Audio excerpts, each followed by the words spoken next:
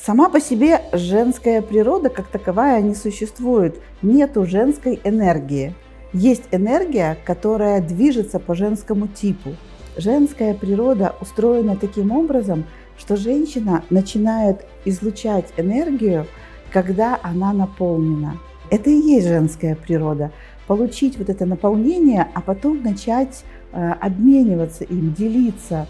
Для того, чтобы все вокруг нас наполнилось радостью и светом, любовью, жизнью, вам нужно не делать, а быть наполненной. Здравствуйте! Я хочу рассказать вам о женской энергии, о ее значении и смысле.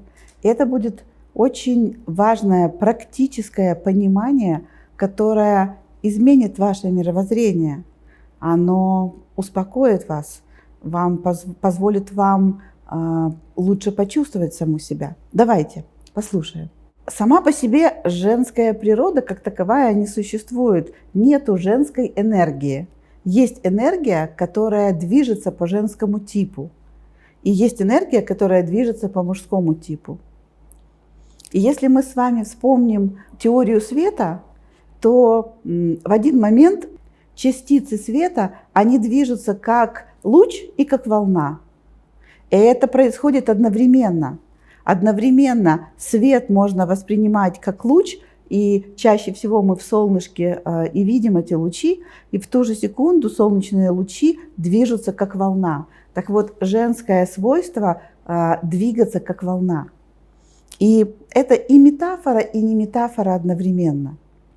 Женская энергия создает внутри женщины такую настроенность на чувствительность, настроенность на процесс, а не на результат, как у мужчины. Вы скажете, в современном мире мне, женщине, приходится быть настроенной на результат. Да, я согласна. Но в современном мире, где сегодня так много работающих женщин, их так много и появилось в мире бизнеса, что сегодня очень важно внимание к процессу. Не просто делать этот процесс, а быть в наслаждении от этого процесса. Делать этот процесс, наслаждаясь им. И именно поэтому, что сегодня миру понадобились такие люди, в мир бизнеса пришло очень много женщин, женщин-сотрудниц, женщин-руководителей. Женская природа устроена таким образом, что женщина начинает излучать энергию, когда она наполнена. То есть сама женская природа – это power bank. Тоже очень современное слово, прекрасно объясняющее то, как мы созданы. Это удивительно, когда мой коллега, друг рассказывал нам, что в женском организме дофамина, то есть гормона жизни, в миллионы раз больше, чем у мужчины. И он говорил, что многие женщины после смерти, когда патологоанатом, извините за эти подробности, вскрывал тело, обнаружилось, что эта энергия оставалась неиспользованная. Да, это может быть страшная история, но именно она показывает свойства самой женщины. Это огромная копилка энергетическая. И когда женщина позволяет себе жить в своем женском теле, жить в своем женском пространстве, когда она позволяет, чтобы ею, женщиной, двигала ее природа желаний, ее природа, желание наполняться. Если она разрешит себе жить иначе, чем это делают мужчины, в какой-то момент она чувствует, что она пресытилась. Неважно, может быть, она поехала отдыхать, ей казалось, она не сможет отдохнуть никогда, но в какой-то момент она чувствует пресыщение, что она уже наотдыхалась, и в этот момент ей хочется отдавать.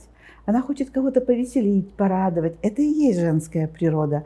Получить вот это наполнение, а потом начать обмениваться им, делиться.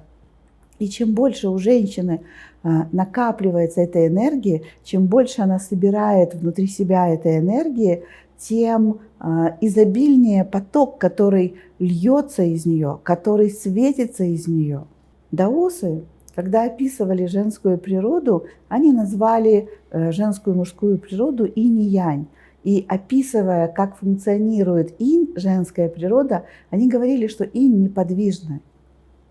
Инская энергия неподвижна. И это тоже очень важное понимание для женщины. Для того, чтобы все вокруг нас наполнилось радостью и светом, любовью, жизнью, вам нужно не делать, а быть наполненной. Я далека от того, чтобы предлагать вам сидеть на этом чудесном кресле с утра до вечера и излучать эту энергию, но будучи образованным человеком, очень много лет работающим в бизнесе, я изучаю и применяю это в бизнесе тему, которая называется X и Y стратегии. И вот стратегия, которая называется женской стратегией, в бизнесе ее называют Y. Это стратегия, когда руководитель компании сидит в своем кабинете, вокруг него работают очень сильные, активные сотрудники, которые сами решают задачи. Задача шефа – это коммуникация со всеми, постановка задач, делегирование, обратная связь, мотивация, то есть похвалить, подбодрить, дать поддержку, если это нужно. И бизнес работает активно, при этом шеф самый пассивный человек в компании. Наоборот, в X-бизнесе самый активный человек шеф, а сотрудники делают то, что он им приказывает. Вот это женская природа. Когда мы позволяем себе ею быть, когда мы позволяем себе наполниться до краев, тогда мы начинаем ощущать, что мир начинает ловить наш взгляд, мир начинает служить нам. Именно эта женщина нужна сейчас и будет нужна миру. Вот это и есть основа женской природы. Как вам это? На коучингах, которые мы делаем, я только этому и учу. С разных сторон я подхожу к этой теме. Каждый групповой коучинг позволяет с разных сторон заглянуть внутрь своей женственности и принять ее. Вот это то, чем я занимаюсь. Если вам понравилось это видео, не забудьте поставить лайк. Это очень важно для меня. И подпишитесь на мой канал. Каждую неделю выходит 2-3 новых видео, и вы всегда можете быть в курсе всех новинок. И уверена, ваша жизнь будет меняться к лучшему.